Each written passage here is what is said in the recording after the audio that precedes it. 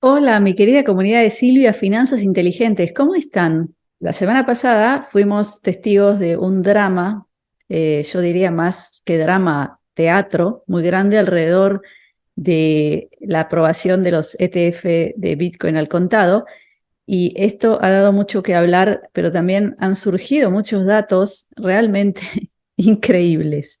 Pero hay algo de lo que casi nadie ha hablado luego de esta última semana, y es que inmediatamente después, al otro día, que se aprueban estos ETFs y que ocurre este drama, o mejor dicho, teatro, aparece Larry Fink en las cadenas de televisión más importantes de Estados Unidos, en los programas de economía, de finanzas, y en esta ocasión quiero preguntarles, ¿saben a quién le pertenecen todas esas cadenas? A ver quién me lo pone abajo.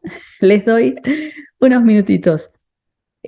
Bueno, algunos de ustedes seguro saben que le pertenece a BlackRock, porque BlackRock es el fondo de inversiones más grande del mundo y es accionista de casi todas las empresas más grandes del mundo, y también es de los más grandes accionistas barra dueños de las grandes cadenas de telecomunicaciones.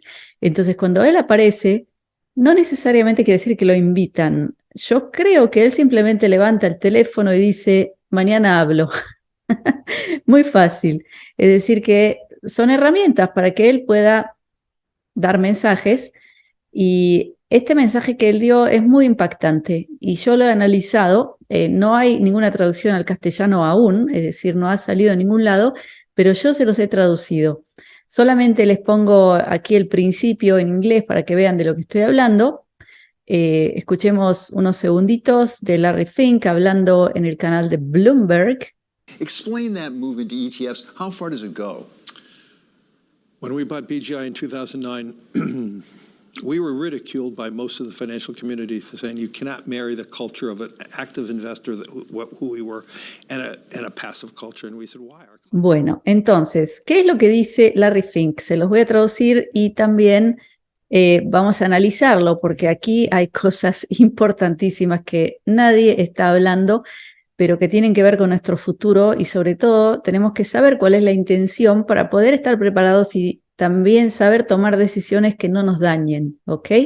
Entonces, ¿qué es lo que dice Larry Fink en esta entrevista, entre comillas, ¿sí? Dice, en 2012 dijimos que los ETFs, que son los fondos cotizados en bolsa, serían el próximo motor de la renta fija. Bueno, ¿escucharon bien? Motor de la renta fija. ¿Qué entienden ustedes por renta fija? Bueno, yo entiendo por renta fija una especie de ingreso fijo, porque aquí lo dice él. Y yo quiero preguntarles, ¿ustedes creen que un fondo de inversiones le ha proporcionado a alguien una renta fija? O sea que aquí hay algo muy raro, porque ningún instrumento de inversión en bolsa te puede prometer una renta fija, porque una renta fija quiere decir que todos los meses tendrías que recibir el mismo dinero, lo cual yo no quiero calificar como mentira, porque no me gusta usar una palabra así, pero yo creo que esto es una descripción incorrecta de la realidad, porque ni siquiera yo creo que es legal que una empresa prometa, si le compran su acción, que cada mes va a ganar lo mismo. O sea que es totalmente ridículo lo que dice Larry Fink, pero bueno, quizás se refiere a algo en el futuro, ¿no es cierto? Renta fija. Bueno, continuemos. La gente de la industria nos ridiculizó y hoy los mercados de renta fija están totalmente imbuidos de los ETF. O sea, de nuevo, él habla de renta fija, que dice que los mercados que te dan un ingreso fijo, porque eso es la palabra que él utilizó, todos están íntimamente conectados con los ETFs. Luego, ¿qué dice? Hoy tenemos 3.5 billones de dólares en ETFs. O sea, luego de que lo ridiculizaron tanto, hoy manejan 3,5 billones de dólares. Esta semana lanzamos el ETF de Bitcoin. Si pudiéramos crear un ETF a partir de Bitcoin, imaginemos lo que podríamos hacer si hacemos ETFs de todos los productos financieros. Estamos a medio camino de la revolución de los ETF. Todo va a ser hecho ETF. Bueno, hago una pausa solo para hablar de esto. Por si alguno de ustedes no sabe lo que es un ETF, vuelvo a definirlo. Un ETF quiere decir Exchange Traded Fund. Exchange es un mercado de valores, ¿sí? Traded es comercializado y fund es fondo, es decir, cualquier fondo que se comercia en bolsas, por ejemplo, un fondo que imita el valor del oro, otro fondo el valor del petróleo, otro fondo un conjunto de acciones, por ejemplo, las acciones tecnológicas. Entonces, ¿qué es lo que quiere decir? Que tú no vas y compras directamente, por ejemplo, las acciones de Google, Facebook, Amazon, etcétera, sino que pones tu dinero efectivo en una financiera, en una empresa como BlackRock, por ejemplo, que ella va y compra por ti, hace ese paquete. Entonces, eso es una opción hoy en día, que yo creo que no es la mejor. Primero, ¿por qué? Porque un ETF te cobra comisión y una comisión muy alta. Es decir, que no importa si gane o pierda ese índice que ellos crean, te van a cobrar la comisión del total de dinero que tú tienes. Así que ya vemos que hay una contrariedad de intereses, porque a él no le importa realmente si sube o baja, o sea que no tiene que hacer un trabajo, no tiene que esforzarse demasiado, porque si nosotros nos fijamos, si yo tengo, por ejemplo, $1.000.000 y le estoy cobrando 2% o 2.5%, que es lo normal, ¿cuánto es 2.5% de $1.000.000? Vamos a hacer la cuenta. Eso equivale a $25.000 por año, porque se habla de comisiones anuales en general. Entonces, si yo pongo $1.000.000, ellos me van a cobrar $25.000 por año, por ese 2.5%. Ahora, ¿qué pasa si sube 1% o baja 1%? Digamos que bajó en 5% el fondo en ese año, ¿sí? Entonces, en vez de $1.000.000, al fin de año me quedan 950.000 porque me han hecho perder 5%, ¿sí? ¿Y cuánta comisión se van a llevar ellos de eso que perdió? Se van a llevar 23.750, o sea que casi lo mismo. Entonces, podemos entender que el gestor de un fondo, de un ETF, gane o pierda el fondo, él gana muchísimo dinero. Entonces, no necesita hacer un trabajo que le requiera demasiado esfuerzo, necesita matarse para hacer que suba, porque de todas maneras la comisión se la va a llevar y en grande. Ese es el punto número uno, que poner en un fondo no necesariamente quiere decir que el fondo se va a esforzar por hacer que ese fondo crezca su valor cada año. Y número dos, ¿qué quiere decir? Que tú no eres titular del bien subyacente. Es decir, en el pasado, cuando una persona iba y compraba una acción, le daban un certificado con su nombre, con la firma del gerente de la empresa de la acción, etcétera, etcétera. Tenías un documento en la mano. Hoy en día, en muchos países eso se anuló y se compra a través de los bancos, pero un ETF ni siquiera es eso. Es decir, tú no tienes ningún tipo de titularidad sobre los bienes subyacentes del ETF. Entonces, si por ejemplo colapsa la financiera, vas a perder todo tu dinero. En cambio, si habías comprado acciones en el pasado y tenías ese papel valía mucho dinero. Hay gente que, por ejemplo, compró acciones de IBM cuando la empresa era muy pequeña, hace, no sé, 50 años, y solo por tener ese pedazo de papel, después fue millonario, porque ese pedazo de papel lo tenía en casa, o sea, no dependía ni de una financiera ni de un banco que también puede cerrar o puede confiscarte los bienes. Por ejemplo, hoy en día el sistema interbancario de comercialización de acciones dice que si un banco colapsa, el banco puede realizar esas acciones que tú compraste porque están a nombre de él, no están a nombre tuyo, ¿entiendes? Entonces ya vemos que los ETFs tienen una gran problemática y también todo el tema de tener los bienes digitalizados sin tener en la mano un papel que dice que es tuyo. Entonces, ahora lo que dice Larry Fink es que en el futuro todo va a ser ETF. Es decir, a mí me parece algo muy grave, algo muy preocupante y no algo que hay que festejar, porque es como si fuera que cada vez el proceso para alejarnos más de nuestro derecho a poseer algo estuviera acelerando. Ese proceso va acelerando y lo van haciendo de una manera muy sutil con propaganda, como lo que está hablando este señor Larry Fink, como si fuera algo maravilloso, para que la gente no se dé cuenta que al fin y al cabo eso va en contra de sus derechos básicos, por ejemplo, el derecho a poseer un bien que es tu capacidad de ahorro, porque el ahorro es la base de la libertad, porque lo contrario a tener ahorro es ser esclavo. Esa es la realidad, porque si tú no tienes ningún ahorro, vas a tener que venderte por nada, por poquísimo dinero, solamente para alimentar a tus hijos.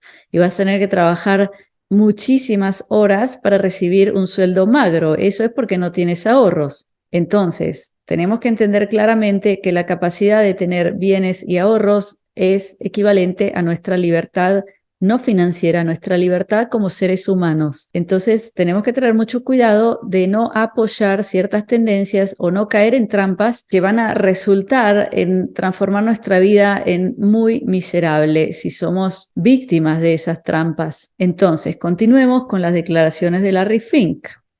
Luego de decir que todo se va a transformar en ETF, dice así: necesitamos asegurarnos de que tanto los productos activos como los productos pasivos y los productos digitales se utilicen a través del vehículo de los ETF. Es decir, que aquí está hablando de todos los bienes, o sea, dice activos, pasivos, digitales. Digitales, está claro que hablamos quizás de criptomonedas o de dinero digital, y luego activos de bolsa, ¿no es cierto? Acciones, pero puede ser que también se refiera a inmuebles. Y ahí viene la pregunta del $1.000.000. ¿Tú estarías dispuesto a entregar tu escritura de papel, que es la prueba física de que tú eres dueño de tu casa, transformarlo en algo digital que puede ser borrado, puede ser hackeado y que luego no tengas cómo probar que tu casa es tuya? A mí me parece algo no muy conveniente. Continuemos. Creemos que el siguiente paso será la tokenización de activos financieros. Cada acción, cada bono estará en un libro de contaduría, un ledger. Él dice en inglés que es el famoso blockchain, el ledger. Y ahora viene una parte muy interesante. Escuchen muy bien, ¿sí? Dice: cada inversor, tú y yo, tendremos nuestro propio número, nuestra propia identificación.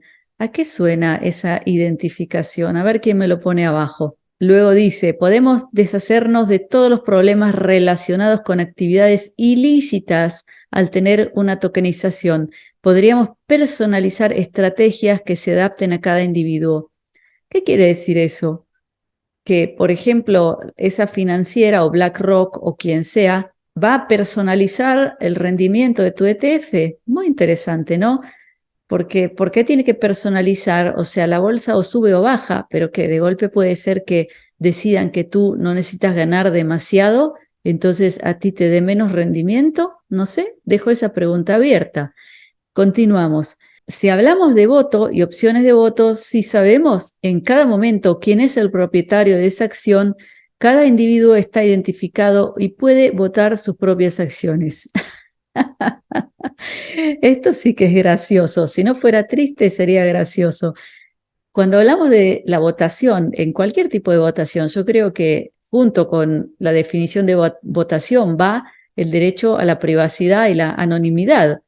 Y aquí te está diciendo que no, que una vez que tú estés identificado con esa identidad digital, tu derecho a voto va a ser sabiendo quién está votando por qué. Entonces, ¿qué tipo de democracia hay aquí? Porque realmente cuando sepan quién vota, ahí vas a estar bajo una presión enorme. Pueden presionarte o pueden también castigarte por saber que votaste por algo. Porque este señor está hablando de votación, pero no sabemos a qué se refiere. Cuando está hablando de que todo se va a transformar en ETF, puede ser que también hable de la democracia, de las elecciones a tus presidentes, primeros ministros, ¿no es cierto? Imagínense que no fuera anónimo, bajo qué presión y cuánta corrupción ocurriría en ese momento. Entonces, luego de escuchar las palabras de este hombre que maneja un capital tan grande, que es más grande que economías enteras en el planeta, y que sin lugar a duda esa cantidad de dinero que maneja le da mucho poder también para, por ejemplo, llamar por teléfono a cadenas de televisión y decidir cuándo él va a hablar para poder dar mensajes que empiezan a vender ciertas ideas al público. Entonces, primero yo te pregunto a ti, ¿tú crees que se puede confiar en que todos los bienes estén tokenizados, es decir, que se transformen en algo digitalizado y que los maneje una persona como Larry Fink? ¿Tú crees que puedes confiar que ahí va a haber reglas justas para todos, no va a haber corrupción, no va a haber manipulación? Y al fin y al cabo, la pregunta más importante, que esas herramientas no se van a ocupar de que los pocos que hoy tienen casi todo, al final se queden con todo y dejen a la mayoría sin nada. Eso yo lo pregunto y me gustaría saber tu opinión abajo. Entonces, tengan cuidado, señores, de no creerse cualquier propaganda que aparece en estos medios. Y sobre todo, nunca se olviden que hay algo que no se puede borrar y es esto, es un papel físico que tú lo tienes en casa con tu nombre, con tu firma, con la firma del vendedor, comprador, con los sellos oficiales. Es un documento irrevocable. Entonces, anticipando lo que puede llegar a ocurrir, si algún día vienen y te dicen, mire señor, estamos tokenizando todo, o sea, estamos digitalizando todos los títulos de todo, venga y vamos a hacerle su escritura digitalizada y entréguenos la de papel. ¿Tú lo vas a aceptar? Escríbeme abajo si lo vas a aceptar. Y yo, desde mi punto de vista humilde, inocente, que puede estar totalmente equivocado y no hay por qué estar de acuerdo conmigo porque es una opinión subjetiva, yo les diría que ese sería el error más grande que cometerían en su vida, el de entregar sus escrituras de papel o sus títulos de papel o todos los documentos que hoy tienen en la mano, entregarlos y digitalizarlos, porque si hoy ya vemos que cada 2 por 3 están hablándonos de que los iraníes hackean, no sé de qué país de Norcorea están hackeando todo, o sea que cada 2 por 3 nos dicen que hay peligros de hackeos. Entonces, ¿cómo vas a entregar lo que te da el derecho a propiedad sobre lo que has comprado con años de trabajo y lo que vas a dejarle a tus hijos y a tus nietos? ¿Cómo vas a entregarlo, digitalizarlo y dejarlo en las manos de este tipo de personajes? Entonces, bueno, nada más, solo quería mostrarles esto porque por arte de magia todos hablan solo del precio de Bitcoin, sube, baja, qué pasó, etcétera, pero el mensaje más importante es lo que dijo Larry Fink en esta entrevista y no hay que ignorarlo, sino que hay que entender a qué se refiere para estar preparados y sobre todo para no tomar malas decisiones. Entonces, mi querida comunidad, eso es todo por hoy. Les recuerdo que hago transmisiones en vivo y en directo en mi comunidad privada, comunidadsilvia.com. Ahí hablo con libertad de expresión. Ayer hice un informe muy importante sobre esto que hablé hoy, mucho más profundo, y lo tienen en la biblioteca de videos. Dentro de mi comunidad privada hay una biblioteca con todos los informes que he hecho durante 2 o 3 años que son oro puro en información que no la van a encontrar en ningún lado, pero que tiene un valor enorme para vuestras vidas, para que puedan entender lo que está pasando y también para que puedan tomar las decisiones correctas y sobre todo no caer en trampas. Entonces los invito a unirse a mi comunidad privada, ahí también pueden interactuar conmigo directamente, hacerme preguntas y yo trato de contestar lo más que puedo. Entonces por ahora los dejo con mi bendición, mi braja, de Briut, que es salud, de Shalom, que es paz, de Ahavá, que es amor, y Shefa Shel Dvarim Tovim, que es multiplicidad de cosas buenas. Gracias por estar conmigo. Nos vemos pronto.